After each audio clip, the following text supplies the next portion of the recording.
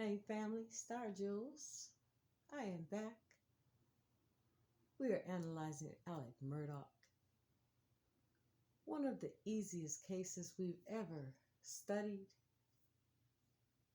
He's a quick study, very easy to read. His body language says it all. It's unbelievable. He thought he could get away with this. A man that's been in law his whole life, family history is law, um, his legacy, everything about him, from grandpa to great grandpa. I mean, their lineage is long with law. Here he is sitting here so privileged, he thinks he can just say whatever he wants. And he has a team that's going to back him up, so he's not worried at all. And he's delusional to think we're going to fall for this. Now, he has certain things that he does. He sniffs when he lies. On top of that, he's got a mouth full of tobacco. And it's amazing, the privilege. But let's analyze him and watch how when it's a yes, he shakes his head no. When it's a no, he shakes his head yes. And he's totally clueless and can't remember anything about most of the people he's around all the time, every day. I mean, it's amazing. He thought he could get away with this because of his privileged lifestyle and his lineage and, all of his family owning the law firm, and they basically are the law. But let's just watch a little bit, and he's an easy study. Other junk. What time did you leave the house to go to the office? I'm not sure. He's not sure. Who all was at the house when you left?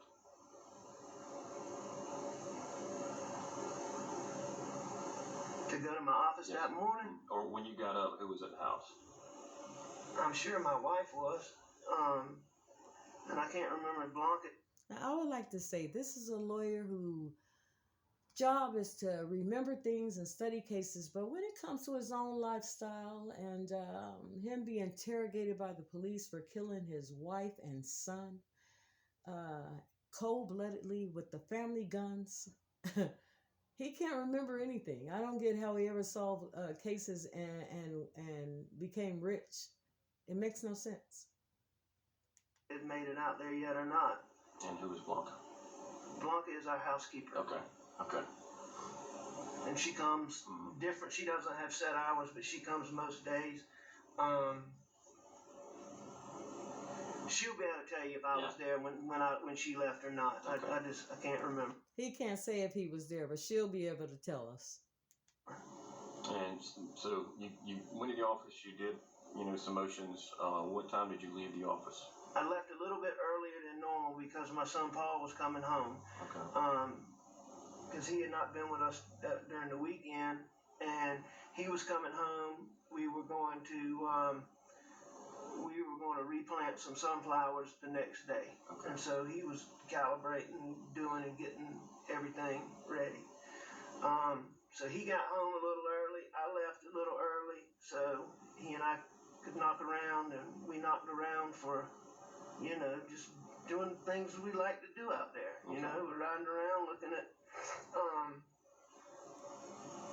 Whenever he sniffed that nose, he's lying. Seems he had this plan to spend the day with Paul and knock around, as he calls it, all around the plantation for an hour or however long he said it was. Everything he says is a lie. You can't believe him. But anyway, his story is ridiculous. I mean, come on, Alec, make it make sense. Food plots, looking for hogs. A little bit of target shooting. Just bullshit. Yeah.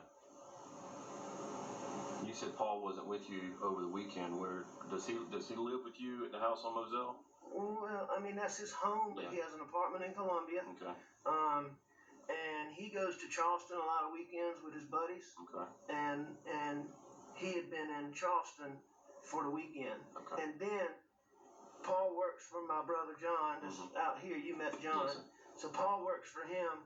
So Paul decided to he went to spend the night with my brother, his Uncle John. They were very, very close. Okay. Remind you, this is right after Paul and Maggie are murdered. He's sitting here like this. Then all of a sudden he'll go into a crying spell with no tears. Wait for it. But you can't make this up. Sunday night. Okay. And then he worked for John Marvin, and he came home Monday afternoon. Okay. About roughly what time in the afternoon? You know, I would think it'd be somewhere in the 5 o'clock range. A little bit. It was broad daylight when we were. It wasn't. Notice how he talks. He would think it would be. He never knows anything. I would have been is how he answers questions. It's like he's making up the story as he goes. I mean, you were either there or you weren't, or you either know or you don't. I mean, stop playing with us, Alec. Duff's Darker Lake. Okay. You know, and we rode. You know, we just rode around. We rode around our Duff field, looking at how the corn was doing. He and I had planted corn in the Duff field, and he planted the corn in the duck pond, and he was, you know, showing me how much better his corn was doing than mine was. And we rode around the duck pond. I mean, we just, you know, we rode the property. Yes, sir. You know, we rode the property. Then, you know, I mean, we rode around so much. How do we know? We just rode. Okay. Probably. Shaking his head no. But it was a good little while. It was more than 20 minutes or Yeah. 30 minutes. And, you know, was it 2 hours? I don't know. I'd say it was He more don't than know an hour, nothing when it probably. comes to his Keeping track of case. time? He And it wasn't there. You know, it wasn't getting dark. Mama wasn't home yet. She had gone to a doctor's appointment. That's what it seems like. So, you know. Yeah. You know, we don't know. Just out of curiosity, target practice, what about you?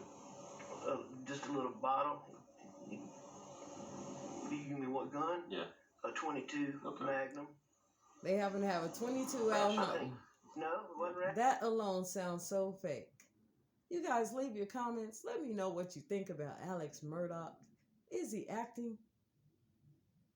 That's not even a question. We know he's acting. It's amazing that this man thought he could get away with this.